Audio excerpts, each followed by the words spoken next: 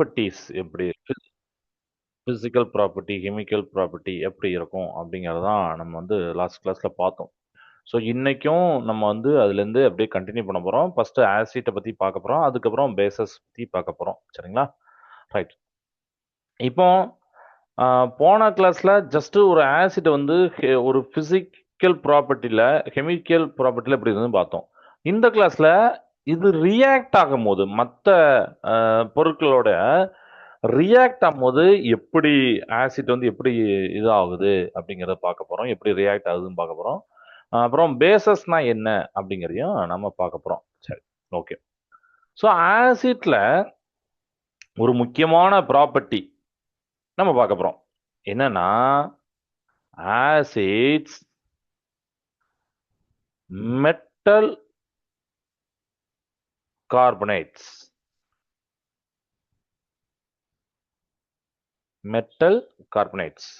R bicarbonates கூட react ஆகுது. அப்ப என்ன நடக்கும் அப்படிங்கிற ஒரு முக்கியமான ப்ராப்பர்ட்டி தான் நம்ம பார்க்க போறோம். So acid metal carbonates bicarbonates கூட சேரும்போது இந்த மாதிரி நடக்கு. சரியா? ஸோ நல்லா கவனிங்க. ஆசிட் எப்பெல்லாம் ஒரு ஆசிட் கார்பனேட் கூட ரியாக்ட் ஆகுதோ, கான்டாக்ட்ல வருதோ, கார்பனேட் கூட இந்த ஆசிட் வந்து கான்டாக்ட்ல வருதோ, அப்போ அங்க CO2 அப்படிங்கிறது கேஸ் ரிலீஸ் ஆகுது. ஓகே, ஆசிட் கூட எப்பெல்லாம் கார்பனேட் வந்து கான்டாக்ட்ல வருதோ அப்பெல்லாம் வந்து carbon di oxide CO2 case release ஆகுது. ஓகே, இது மட்டும் தானா சார்? CO2 மட்டும் தான் ரிலீஸ் ஆகுதா? இல்ல, அது கூட சேர்ந்து உங்களுக்கு என்ன ஆகுதுன்னா வாட்டர் கிடைக்கி, வாட்டரும் வருது. சரிங்களா? அண்டு ஒரு உப்பும் வருது, ஒரு சால்ட்டும் உங்களுக்கு வந்து வருது. இதெல்லாம் பார்த்தீங்கன்னா இந்த மாதிரி கார்பனேட் கூட நம்ம ஆக்ட் ஆகும்போது பார்க்க போகிறோம். சரிங்களா? ரைட். நம்ம பின்னாடி அனிமேஷன்லாம் அந்த பார்க்கலாம், அது ஞாபகம் வச்சுக்காண்டி இப்போ நம்ம பார்க்கலாம். எப்படின்னா நம்ம ஸ்கூல் லேப்ல மேபி உங்களுக்கு லைம் ஸ்டோன் சுண்ணாம்புக்கல் இருக்கும் அப்படிதானே? நீங்கள் உங்களுடைய ஸ்கூல் லேப்ல இருக்கான்னு பாருங்க, அதை வச்சு நீங்கள் பண்ணலாம். லைம் ஸ்டோன் சுண்ணாம்புக்கல்ல எடுத்துக்கோங்க. ஸோ இந்த சுண்ணாம்புக்கல் தான் கால்சியம் கார்பனேட். கரெக்டா? சுண்ணாம்புக்கல் தானே கால்சியம் கார்பனேட்டு. தட் இஸ், இதுக்கு ஃபார்முலா எழுதலாமா? ரொம்ப ரொம்ப இம்பார்ட்டன்ட் ஃபார்முலா CaCO3. அதுதான் கால்சியம் கார்பனேட் சுண்ணாம்புக்கல், லைம் ஸ்டோன். சரி, இப்போ நான் என்ன பண்ண போறேன், இந்த லைம் ஸ்டோன் கூட நம்மளுடைய டைல்யூட் சல்ஃபரிக் ஆசிட் சேர்க்க போறேன். இது கூட என்ன பண்ண போறேன், டைல்யூட் சல்ஃபரிக் ஆசிட் H2SO4 நான் சேர்க்க போறேன். என்ன சல்ஃபரிக் ஆசிட் உங்களுக்கு தெரியும் அதுதான்? Okay, H2SO4. இப்போ இது கூட இது சேர்க்கும் போது ஆல்ரெடி நம்ம சொல்லிட்டோம் என்னன்னா, இவரு ஒரு கார்பனேட், கரெக்ட், இவர் வந்து ஆசிட். கொஞ்சம் நேரத்துக்கு முன்னாடி பார்த்தோம், கார்பனேட் கூட ஆசிட் சேர்ந்தாலே CO2 வரும் சார், வாட்டர் வரும், ஒரு ஒரு சால்ட் வரும், நம்ம படிச்சிருக்கோம். அப்ப இந்த கால்சியம் கார்பனேட் சேரும் போது உங்களுக்கு கால்சியம் சல்ஃபேட் அப்படிங்கிற ஒரு உப்பு வருது, கார்பன் டை ஆக்சைடு வருது, வாட்டர் வருது, கால்சியம் சல்ஃபேட். ஸோ இது கூட உங்களுக்கு வந்து ரியாக்ட் ஆகும்போது கால்சியம் சல்ஃபேட், கால்சியம் சல்ஃபேட் வந்து கிடைக்குது. இது போக நமக்கு சொன்ன மாதிரி CO2 கேஸ், அப்புறம் H2 வருது. ஓகே, ஸோ இதெல்லாம் நாம வந்து ஒரு வார்த்தையெல்லாம் இப்போ எழுதணும் அதுதானே? இதெல்லாம் நம்ம என்ன பண்ண போறோம்னா ஈக்குவேஷன் மூலமா எழுதணும். So CaCO3 plus H2SO4 gives CaSO4. இதுதான் கால்சியம் சல்ஃபேட். இது கூட கண்டிப்பா அதுக்கப்புறம் நமக்கு தெரியும் CO2 கேஸ், H2O வாட்டர் அப்படிங்கிறது கிடைச்சிருச்சா? அவ்வளவுதான். சரி, இப்போ இந்த இடத்துல நமக்கு வந்து ரியாக்ஷன் மூலயமா ஓகே, சார் ஓகே சார், எனக்கு இதெல்லாம் ஓகே தான். பட் CO2ங்கிற ஒரு கேஸ் நான் லேப்ல பண்ணும்போது CO2 கேஸ் தான் வெளியில வந்திருக்கு. நான் எப்படி சார் தெரியும்? ஏன்னா வாட்டரை நம்ம கண்டுபிடிச்சிடலாம், நம்ம கண்ணால பார்க்கலாம். ஆனால் CO2 கேஸை பார்க்க முடியாது. ஆனால் எப்படி சார் CO2 தான் வருதுன்னு நம்ம சொல்லலாம் அப்படிங்க நினைக்கலாம். ஸோ எப்படி டெஸ்ட் பண்றதுன்னா, இப்போ இந்த கேஸ் இருக்குல்ல, CO2 கேஸ், அங்க வர்ற கேஸை லைம் வாட்டர் வழியா அனுப்பும் போது, லைம் வாட்டர் ஏற்கனவே எடுத்ததே லைம் வாட்டர் தான், சரிங்களா? ஸோ அதான் சொல்றேன், லைம் வாட்டர் வழியா அனுப்பினா ஒரு ஒரு மில்கியா வரும், சரிங்களா? அதாவது அந்த லைம் வாட்டர் வந்து மில்கியா மாறும், ஒரு பால் போல மாறிடும், வெண்மை, அந்த பால் வெண்மை போல மாறிடும். சரி, இதை வச்சுதான் CO2 அப்படின்னு கன்ஃபார்ம் பண்ணிடுறோம். கிளியரா? இது ஓகேவா? ரைட். இது போக நம்ம அனிமேஷன்லையும் நம்ம பார்க்க வேண்டிய சில விஷயங்கள் இருக்கு. ஓகே.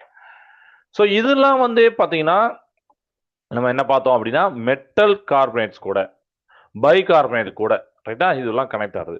இப்போ நம்ம மெட்டல் ஆக்சைட்ஸ் கூட பார்க்க போறோம். ஆசிட் வந்து மெட்டல் ஆக்சைட்ஸ் கூட சேரும் போது எப்படி இருக்கு?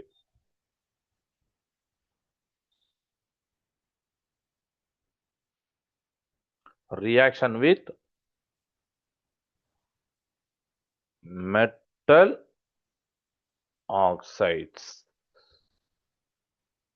Okay, metal oxides.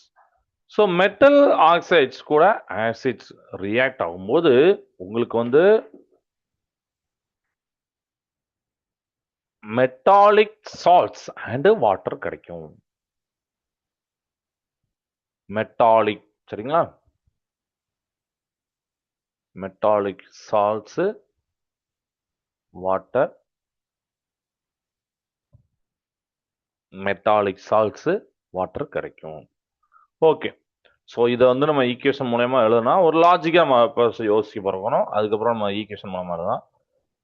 Metal oxides plus ஒரு டைலூட்டான ஆசிட்ஸ் எடுத்துட்டா மெட்டல் சால்ட்ஸ் பிளஸ் வாட்டர் அப்படிங்கிறது கிடைக்கும். புரியுதா? கிளியரா? ஓகே. ஸோ இப்போ நம்ம வந்து மெட்டல் ஆக்சைடுக்கு நம்ம CaO அப்படின்னு ஒரு கால்சியம் ஆக்சைடு எடுக்க போறோம். டைல்யூட் ஆசிட்டுக்கு ஒரு HCl எடுக்க போறோம். அப்ப metal oxide, metal salts, calcium chloride CaCl2 அப்படின்னும், அப்புறம் வாட்டர் அப்படிங்கிறதும் கிடைக்கும், சரிங்களா? CaCO2 அப்படின்னா கால்சியம் குளோரைடுனா ஒரு உப்பு, அதனாலதான் மெட்டல் சால்ட்ஸ் மட்டும் உப்பு, அப்புறம் வாட்டர் கிடைக்கும் போது. ஸோ இதை நம்ம எழுத போறோம். இப்போ வந்து லாஜிக்கா நம்ம இப்படி எழுதுறோம் அப்படின்னா ரியாக்ஷன் ஒரு ஈக்குவேஷன் மூலமா எழுதலாம். இப்போ ஸோ நான் வந்து ஒரு மெட்டல் ஆக்சைடு எடுக்கிறேன் CaO அண்ட் HCl எடுக்கும் போது ஒரு ரியாக்ஷனுக்காண்டி நம்ம வந்து 2 பேலன்ஸ்டாக நம்ம பார்ப்போம். ஸோ 2HCl எடுக்கிறோம். CaC metal salt, metallic salts கிடைக்கிற நமக்கு வந்து என்ன பண்ண போறோம்னா CaCl2 அப்படின்னு போடுறோம். ஓகே, இது வந்து ஒரு உப்பு அண்ட் கண்டிப்பா ஒரு வாட்டர் வருது, H2O வாட்டர் வருது. கிளியரா? ஸோ இதெல்லாம் வந்து இதுல நம்ம வந்து பார்க்க போறோம். இதெல்லாம் ரியாக்ஷன் வித் மெட்டல் ஆக்சைட்ஸ். கிளியரா? ஓகே. ஸோ இப்போ நம்ம என்ன பண்ண போறோம்னா, லாஸ்ட் கிளாஸ்ல பார்த்தா இந்த physical property, chemical property just நான் ஒரு ரீகால் பண்ணியிருந்தேன்.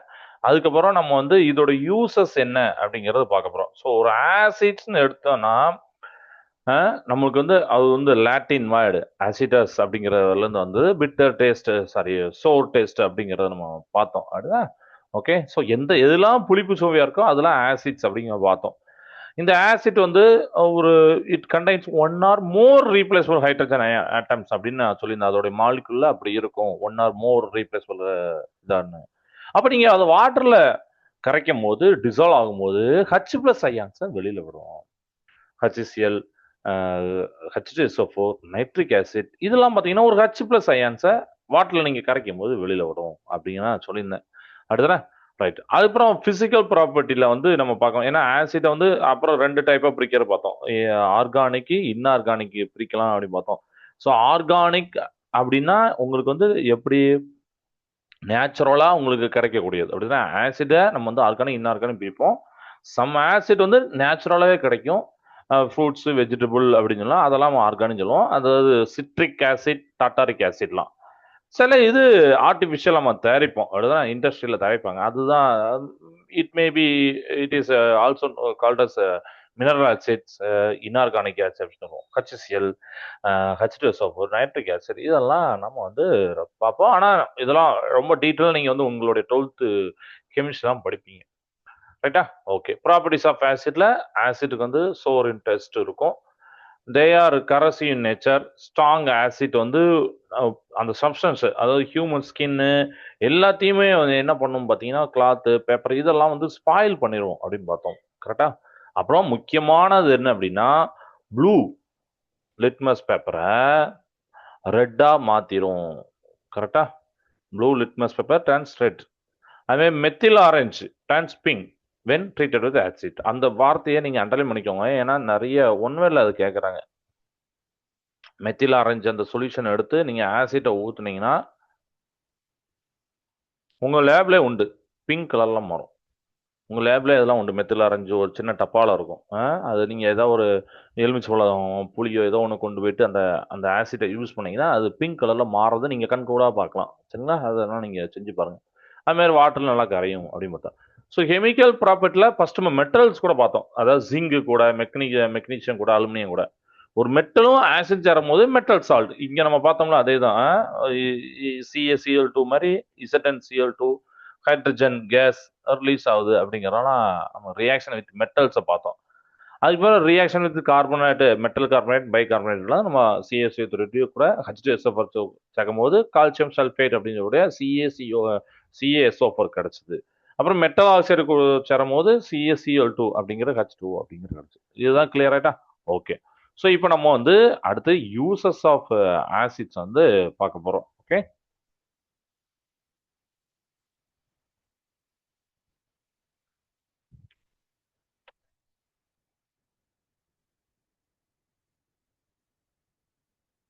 யூசஸ். ஆசிட்டுக்கு என்னென்னலாம் யூசஸ் இருக்கும்? ரைட்டா? ஆசிட் இப்படி இருக்கு. ஓகே. அதோட ப்ராப்பர்ட்டி இப்படி இருக்கு. அண்ட் அதை கரசிவ் அப்படின்னு சொல்லியிருக்கோம். ஸ்கின்னை ஸ்பாயில் பண்ணிடும், கிளாத்தை ஃபால் பண்ணிடும், ஸ்பாயில் பண்ணிடும் அப்படின்னா. பட் அதுக்கு யூசஸ் இருக்குமா அப்படின்னா, லேப்ல மட்டும் இல்லை, நம்ம டெய்லி லைஃப்லையும் நிறைய யூசஸ் இருக்கு. ஓகே.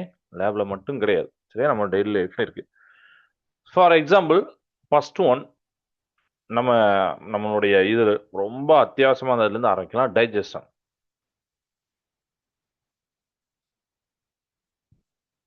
டைஜஷன்.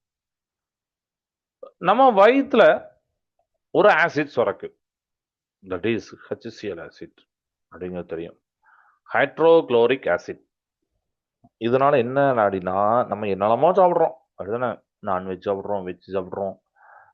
அப்போ இந்த மாதிரி சாப்பாடை அந்த இடத்துல ஒரு டைஜஸ்ட் பண்ணதுக்கு, அதாவது அந்த சாப்பாட்டை செரிக்கிறதுக்கு, சரியா நான் சாப்பிட்டது செரிக்கலப்பா அப்படின்னு சொல்லுவோம்ல, அது மாதிரி செமிக்கேன்னு சொல்லுவாங்க சில பேர், செரிக்கேன்பாங்க. அந்த மாதிரி செமிக்க மாட்டுக்குப்பா அப்படிம்பாங்க. ஓகே. அது அந்த வார்த்தையை ஒவ்வொரு வட்டாரத்துலையும் ஒவ்வொரு மாதிரி சொல்லுவாங்க.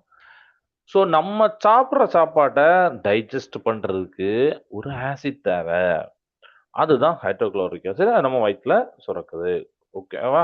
ரெண்டாவது எங்க வேற எங்கன்னா food. Food preservation.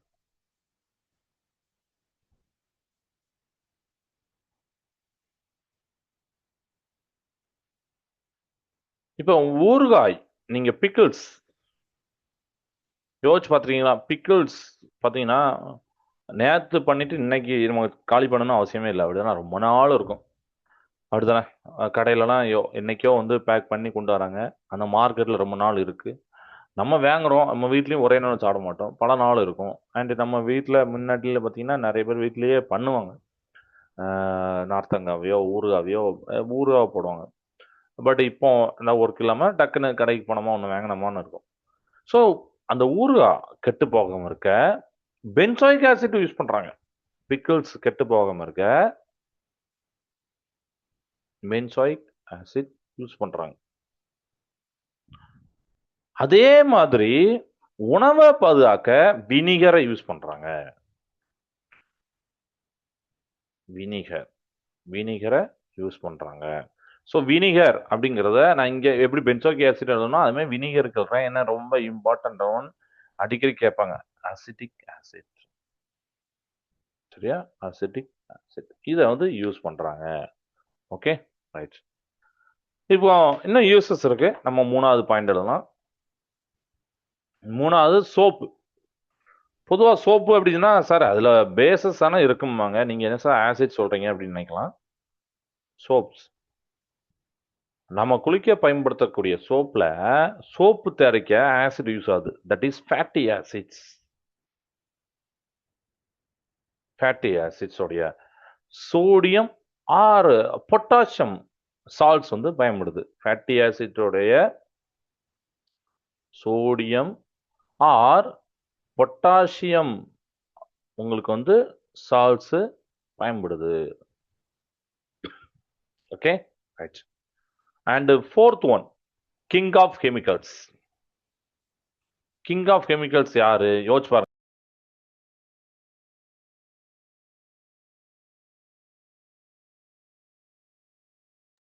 King of chemicals அப்படின்னா இருக்கிற கெமிக்கல்ஸ் எல்லாமே ஒரு கிங்.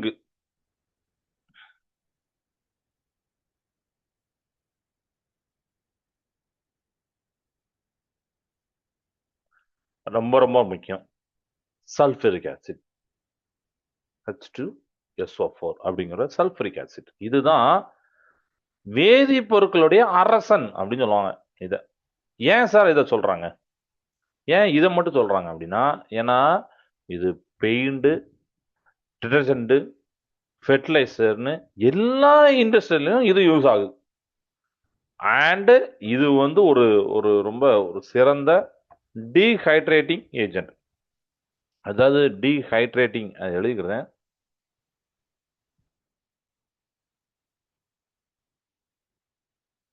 டீஹைட்ரேட்டிங் ஏஜென்ட் அப்படின்னா ஈரப்பதத்தை நீக்கக்கூடிய காரணி அப்படின்னு அர்த்தம். ஒரு ஈரப்பதம் இருக்கக்கூடாது நிறைய இடத்துல அப்படின்னா அந்த ஈரப்பதத்தை நீக்கிறதுக்கு உண்டான காரணி ஏஜென்ட் தான் இந்த டீஹைட்ரேட்டிங் ஏஜென்ட் தான் H2SO4. ஸோ எல்லா இண்டஸ்ட்ரியிலையும் யூஸ் ஆகுது. அதனால இது கிங் ஆஃப் கெமிக்கல்ஸ் அப்படின்னு சொல்றாங்க.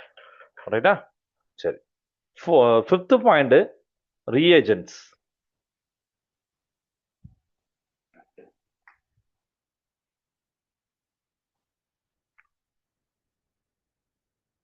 ரீஏஜென்ட்ஸ் கெமிஸ்ட்ரி லேப்ல HCl, nitric acid, sulphuric acid இதெல்லாம் ரொம்ப முக்கியமான ரீஏஜென்ட்ஸ். சரியா? HCl, nitric acid, sulphuric acid எல்லாமே ஒரு முக்கியமான ரீஏஜென்ட்ஸ். அண்ட் ஃபைனலா இன்னொரு point, that is DNA, RNA.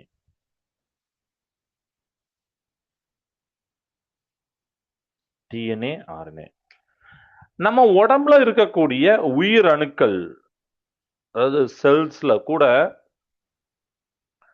Acid இருக்கு. நம்ம உடம்புல இருக்கக்கூடிய உயிரணுக்கள் சொல்லக்கூடிய செல்ஸ்ல கூட ஆசிட் இருக்கு. விலங்குகள்ல இந்த DNA இருக்கு, தாவரங்கள்ல RNA இருக்கு. இதுதான் நம்ம மரபணு தகவல்களை தாங்கி நிற்கி. மரபணு தகவல்னா என்ன அர்த்தம், நம்ம முன்னோர்கள் எப்படி இருந்தாங்கன்னா அந்த ஒரு ஒரு சின்ன நியூஸ் நம்மளுக்கும் அப்படி பரவிட்டே இருக்கும். அப்படியே நம்ம மாற்றி மாற்றி கடத்திக்கிட்டே இருக்கும். மூக்கு ஒரு மாதிரியோ, தலை முடி ஒரு மாதிரியோ, மண்டை ஒரு மாதிரியோ, கை கால் ஒரு மாதிரியோ, அப்படி மாதிரி அந்த ஒரு தகவல் வந்துக்கிட்டே இருக்கு. அதுதான் ஓகே. ஸோ இந்த மாதிரி இதுலயும் இருக்கு. இப்போ விலங்குகளில் DNA அப்படிங்கிறது இருக்குன்னு நான் சொன்னேன்னா, டிஎன்ஏடைய எக்ஸ்பான்ஷன் நம்ம தெரிஞ்சுக்கலாம். Deoxy ribo nucleic acid.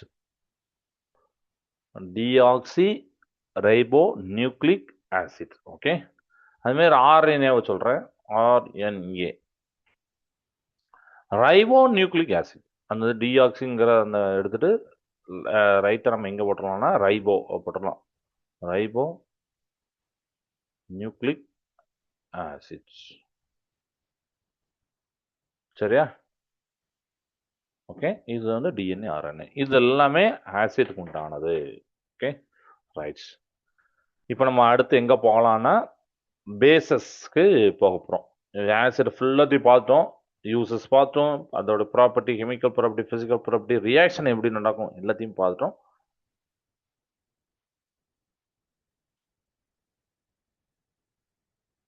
வந்து பேசஸ் காரங்கள் அப்படின்னு சொல்லக்கூடிய இந்த டாபிக்குள்ள போக போறோம். சரியா? பேசஸ் காரங்கள் அப்படிப்போம். ஓகே, இப்போ இதுவும் நம்ம டே டு லைஃப்ல யூஸ் ஆகுது. உதாரணத்துக்கு நீங்க காலையில எழுந்திரிச்சோடனே ஸ்கூலுக்கு கிளம்பும் போது குளிப்பீங்க. அப்போ ஒரு சோப்பு யூஸ் பண்ணுவீங்க, ஏதோ ஒரு சோப் அப்படிதானே. பட் இந்த சோப்பு நீங்க கையில வைக்கும் போது எப்படி ஃபீல் பண்ணியிருக்கீங்க? அது ஸ்மெல்லாம் ஒரு மாதிரி இருக்கும், பட் அதோடைய ஒரு நம்ம ஃபீல் பண்றோம் பார்த்தீங்கன்னா ஒரு வலுவலுப்பா ஃபீல் பண்றோம். கரெக்டா? அப்படிதானே. நம்ம கையில போடும்போது ஒரு வலுவலுப்பா இருக்கும், ஸ்லிப்பரியா இருக்கும்.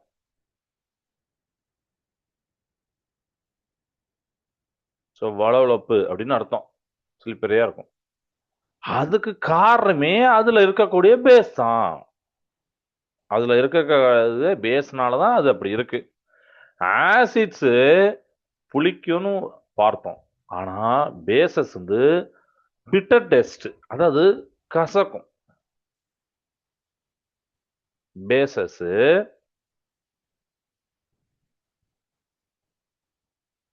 Bitter taste. ஓகேவா? கசக்கும். அது ஆசிட் புளிக்கும்னா இது கசக்கும். ஆனா இதுக்கும் பாத்தீங்கன்னா கரசி நேச்சர் உண்டு. அதனால இது வந்து சார் கரசிலாம் இருக்காதா அப்படின்னா இல்ல இல்ல, இதுக்கும் கரசி நேச்சர் உண்டு, அரிக்கக்கூடிய தன்மை இதுக்கும் உண்டு. Okay right.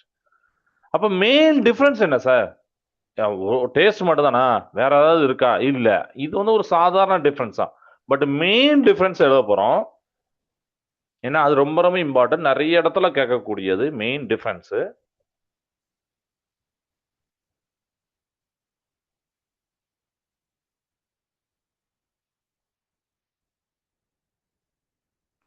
ஆசிட்ஸ்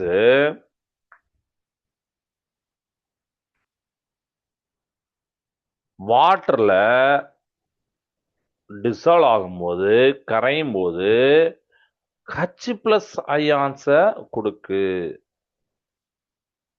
அதாவது ஹைட்ரஜன் அயான்ஸ கொடுக்குது. ஓகேவா? பேசஸ்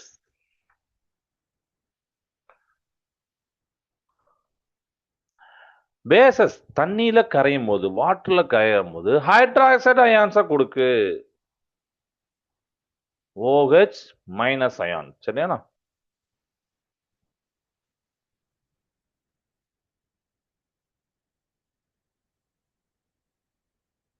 ஹைட்ராக்சைடு அயான்ஸ கொடுக்குது. மெயின் டிஃபரன்ஸ், அதாவது ரொம்ப இம்பார்ட்டன்ட் பாயிண்ட் தெரியுது அவங்களுக்கு இதுல. ஓகேவா? ஸோ இதை நம்ம பார்த்துக்கலாம்.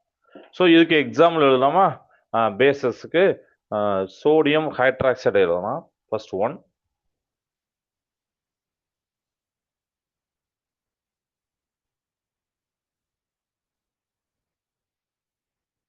NaOH அப்படிங்கிற சோடியம் ஹைட்ராக்சைடு எழுதலாம். வேற பொட்டாசியம் ஹைட்ராக்சைடு எழுதலாம்.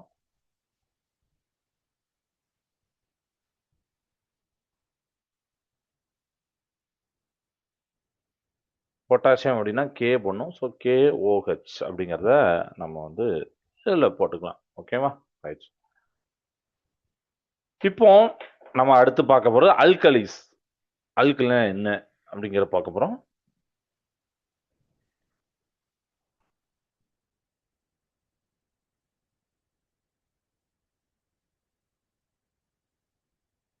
What are alkalis? அதாவது எல்லா பேசஸுமே வாட்டர்ல டிசால்வ் ஆகாது. ஆல் பேசஸும் வாட்டர்ல டிசால்வ் ஆகாது. ஓகேவா? ஸோ அதை வந்து நம்ம வந்து கரெக்டாக நீங்கள் வந்து ஞாபகம் வச்சுக்கோங்க. எல்லா பேசஸுமே தண்ணியில் கரையாது. ஆனா எந்தெந்த பேஸ் வாட்டர்ல கரையுதோ அதை தான் நம்ம ஆல்கலிஸ்ன்னு சொல்றோம். ஸோ வாட்டர்ல கரையக்கூடிய டிசால்வ்டு இன் வாட்டர் இந்த பேசஸ் நம்ம சொல்றோம். சரிங்களா? டிசால்வ் வாட்டர், அதுக்கு பேர் தான் அல்கலிஸ். இப்போ புரியுதா? ஓகே. இதுக்கு எக்ஸாம்பிள் என்னன்னா சோடியம் ஹைட்ராக்சைடு எழுதலாம், NaOH எழுதலாம், KOH எழுதலாம், அதுக்கப்புறம் கால்சியம் ஹைட்ராக்சைடு எழுதலாம். இதெல்லாம் இதுக்கு உண்டான எக்ஸாம்பிள்.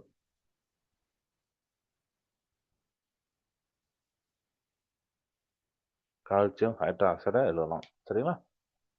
சில பொருட்கள் தண்ணியில OH அயான்ஸை ரிலீஸ் பண்ணாட்டாலும்,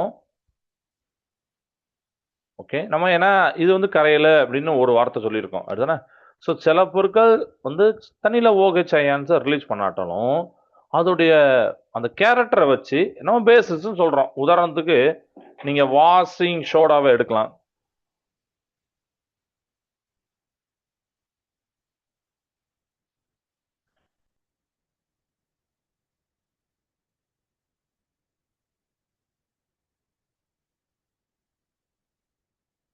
வாஷிங் சோடா எடுக்கலாம். ஸோ வாஷிங் சோடாங்கிறது சோடியம் சோடியம் கார்பனேட். சரிங்களா? Sodium carbonate, that is Na2CO3.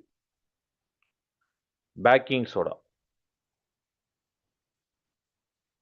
Baking soda, sodium bicarbonate. இது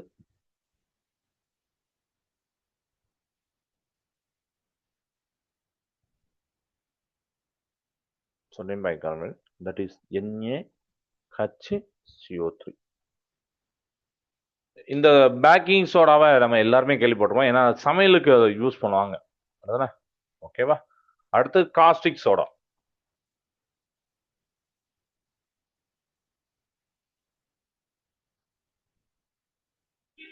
காஸ்டிக் சோடா, காஸ்டிக் சோடானா சோடியம் ஹைட்ராக்சைடு தான் அப்படி சொல்லுவாங்க, NaOH, காஸ்டிக் சோடா. இன்னும் ஒரு ஆள் இருக்காரு, காஸ்டிக் பொட்டாஷ். அதை அழிச்சிட்டு எழுதுறேன்.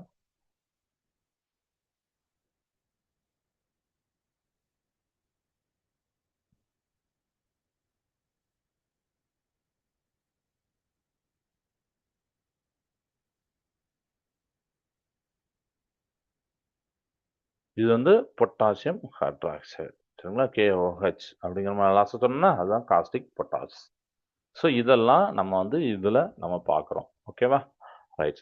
இப்போ நம்ம வந்து இதுக்கு உண்டான சில அனிமேஷன் நம்ம பார்த்துட்டு அதுக்கப்புறம் டைம் இருந்தால் நம்ம வந்து அடுத்த டாபிக் இதில் போகலாம்.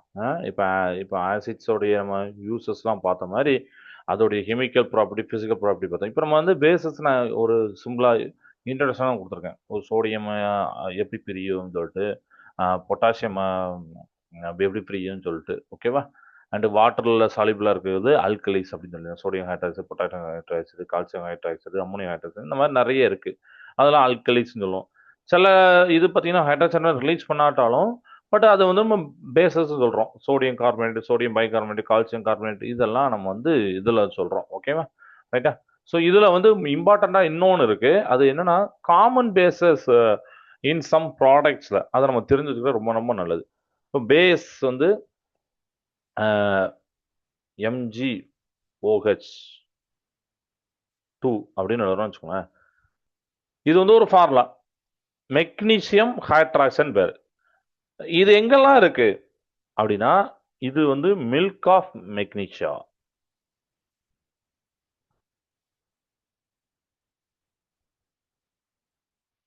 சரியா? காமன் பேசஸ் வந்து இன் சம் ப்ராடக்ட் இருக்கு. மில்க் ஆஃப் மெக்னீஷியால மெக்னீஷியம் ஹைட்ராக்சைடு இருக்கு. Sodium hydroxide NaOH. NaOH வந்து நம்ம யூஸ் பண்ணக்கூடிய டிடர்ஜென்ட்ல இருக்கு. அதுக்கப்புறம் ammonium hydroxide, ammonium hydroxide NH4OH, ammonium hydroxide, solution for cleaning windows. ஓகேவா?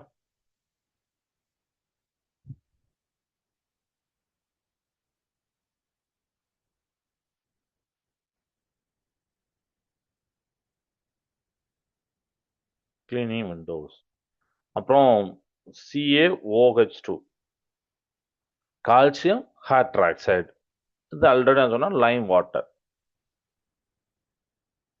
அதுக்கப்புறம் நம்ம சோப்பில் யூஸ் பண்ணக்கூடிய KOH, இது வந்து சோப்பில் இருக்கும். பொட்டாசியம் ஹைட்ராக்சைடு சோப்பில் இருக்கக்கூடியது. இதெல்லாம் ஒரு காமனான பேசஸை நம்ம பார்க்குறோம். அண்டு சோடியம் கார்பனேட் Na2CO3 வந்து வாஷிங் சோடா அப்படின்னு நம்ம ஆல்ரெடி சொன்னோம். அப்புறம் சோடியம் பைகார்பனேட்னா NaHCO3 அப்படிங்கிறது பேக்கிங் சோடா அப்படின்னு சொன்னோம். காஸ்டிக் சோடாவை NaOH அப்படிங்கிறத அந்த இதுதான் சொல்லுவோம். அப்படின்னு சோடியம் ஹைட்ராக்சைடு சொல்லுவோம். காஸ்டிக் பொட்டாஷை நம்ம வந்து KOH பொட்டாசியம் ஹைட்ராக்சைடு அப்படின்னு நம்ம சொல்லுவோம். ஓகேவா? ஸோ இது வரைக்கும் இன்னைக்கு போதும். இதில் ஆசிட் பேசிஸில் properties of bases, physical properties, chemical ப்ராப்பர்ட்டிலாம் நம்ம வந்து அடுத்த கிளாஸ்ல இருந்து பார்க்கலாம். சரிங்களா? இப்போ வந்து இதோட சில ஆக்டிவிட்டியை நம்ம வந்து அனிமேஷனில் பார்க்கலாம். நான் ஸ்க்ரீனை ஷேர் பண்ணுறேன்.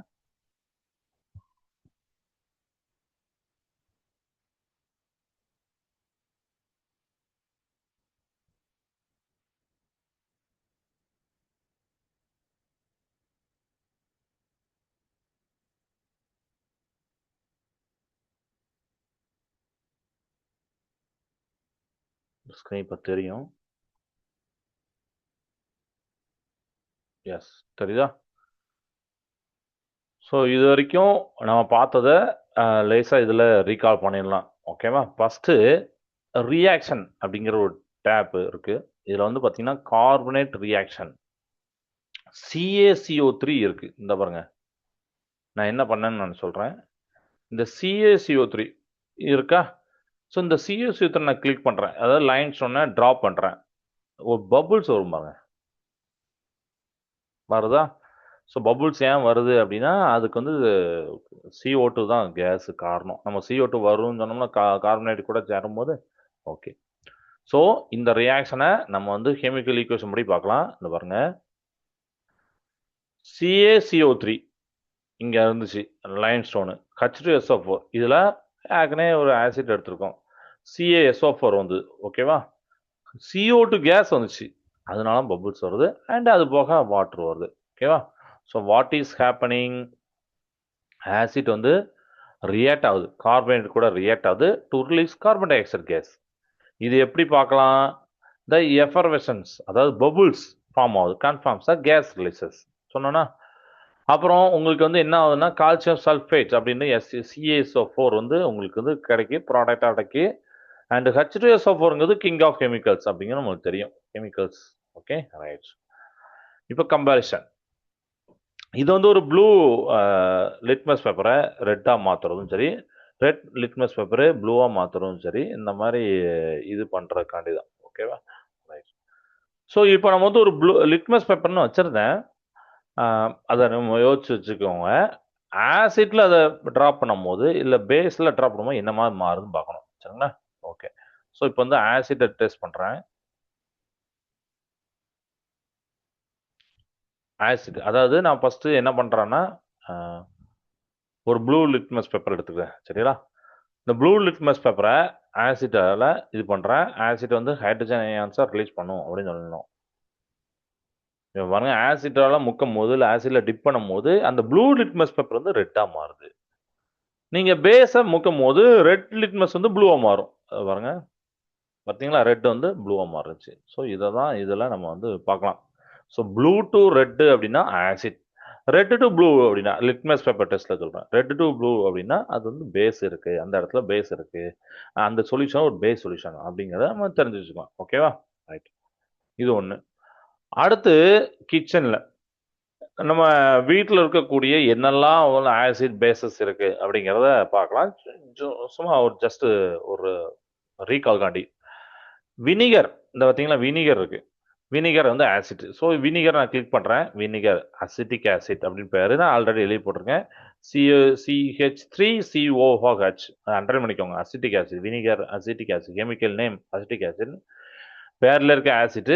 இது எங்கே யூஸ் பண்ணாங்க? காமன் யூஸ் வந்து used in cooking, preserving food and cleaning. இந்த இடத்துலலாம் இது வந்து இது பண்ணுவாங்க. ஓகேவா? ரைட்.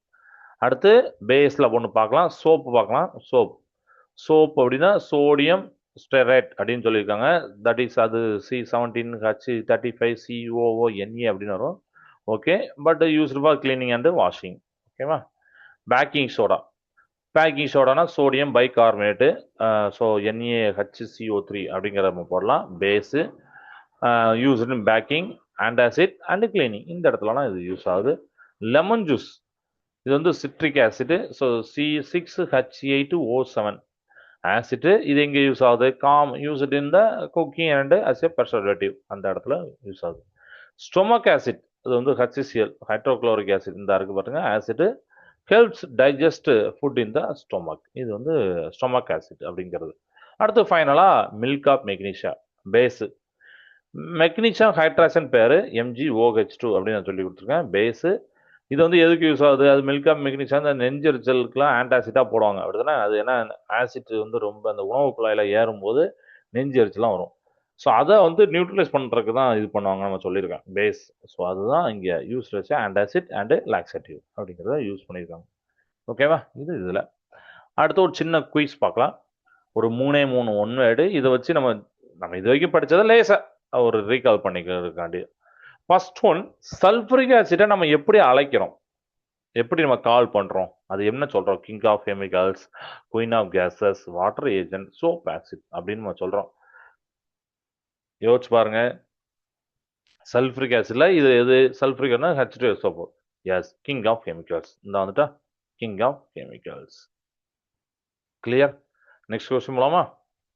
இப்போ பேசஸ், காரங்கள் இருக்கு, வாட்டர்ல டிசால்வ் ஆகுது. தண்ணியில் கரையும் போது எந்த அயனிகளை, அயான்ஸை வெளியிடணும்? H+ அயான்ஸா, OH- அயான்ஸா, CO2வா, Cl- அப்படிங்கிறது.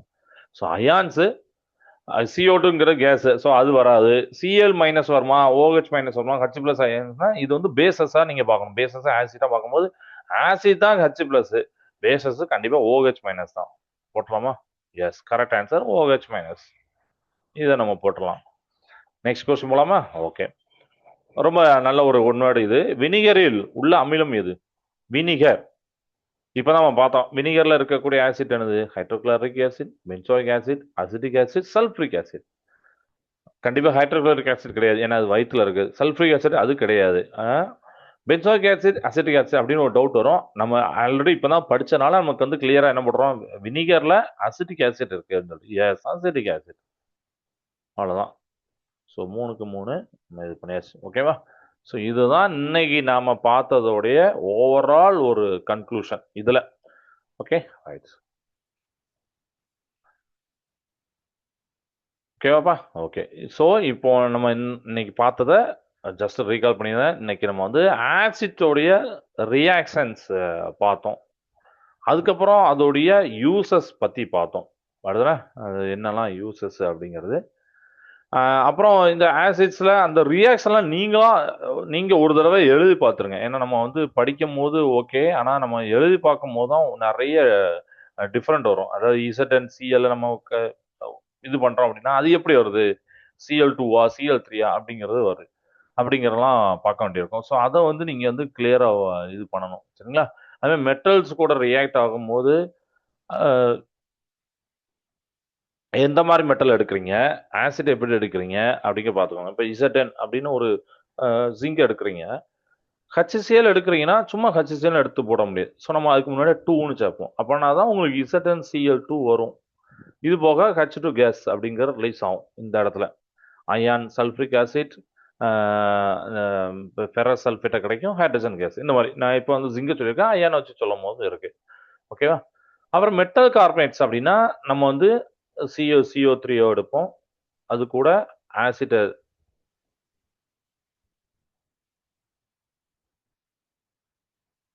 சேர்க்கிறோம் அப்படின்னா H2SO4 அப்படின்னா CaSO4 கிடைக்கு, பிளஸ் இங்க CO2 பிளஸ் H2O அப்படிங்கிற இந்த இடத்துல கிடைக்கு அப்படிங்கிற பார்த்தோம். அடுத்தது அப்புறம் மெட்டல் ஆக்சைடு, அது வந்து திருப்பியும் நமக்கு வந்து CaO 2HCl எடுப்போம். CaO 2HCl metal oxides. அப்போ அந்த இடத்துல CaCl2 H2O அப்படிங்கிறது எங்க எப்படி கனெக்ட் ஆகும், என்னென்ன கிடைக்கும் அப்படிங்கிறது மொத்தமாக தனித்தனியாக படிக்கும் போது நம்ம கொஞ்சம் ஈஸியாக இருக்கும். ஆனால் மொத்தமாக படிக்கும்போது கன்ஃபியூஷன் ஆயிரும். அதனால திருப்பி எழுதி பார்க்க சொன்னேன். யூசஸ் ஆஃப் ஆசிட் ஸ்டொமக்ல இருக்கு, vinegar, acetic acid, benzoic acid வந்து ஃபுட் மெட்டீரியல் ப்ரெஷர் பண்றதுக்கு, sodium, potassium salt, bathing soap, washing இதெல்லாம் யூஸ் பண்ணுவாங்க அப்படின்னு சொன்னேன். Sulphuric acid king of chemicals. ரைட்டா, இதெல்லாம் பார்த்தீங்கன்னா டிஎன்ஏ ஆர்என்ஏ பார்த்துக்கோங்க. அப்புறம் பேசஸ் பற்றி பார்த்தோம். பேசஸ் வந்து ஒரு கசப்பு சுவையாக இருக்கும் அப்படிங்கிறத பார்த்தோம். அடுத்ததுனா பிட்டர் டேஸ்ட்டாக இருக்கும் அப்படிங்கிற பார்த்தோம். அதில் இம்பார்ட்டண்டான ஒரு டேம் வந்து அல்கலி அப்படிங்கிற பார்த்தோம். எல்லா அதாவது வாட்டர் வந்து சாலிபிளாக ஆகக்கூடிய பேசஸில் வாட்டர் சாலிபிள் பேசஸ்லாம் அல்கலிஸ் சொல்லுவோம். பொட்டாசியம் ஹைட்ராக்சைடு இதெல்லாம் வந்து சொல்லி ஸோ இது எல்லாத்தையும் ரீகால் பண்ணி பாருங்க. அடுத்த கிளாஸில் இந்த பேசஸ் உடைய ப்ராப்பர்ட்டியை நம்ம டிஸ்கஸ் பண்ண போகிறோம். சரிங்களா? நெக்ஸ்ட் கிளாஸில் பார்க்கலாம். இப்போ நான் கிளாஸை நிறைவு செய்தேன். வாழ்க பாரதம், வெல்க தமிழகம். நன்றி, வணக்கம்.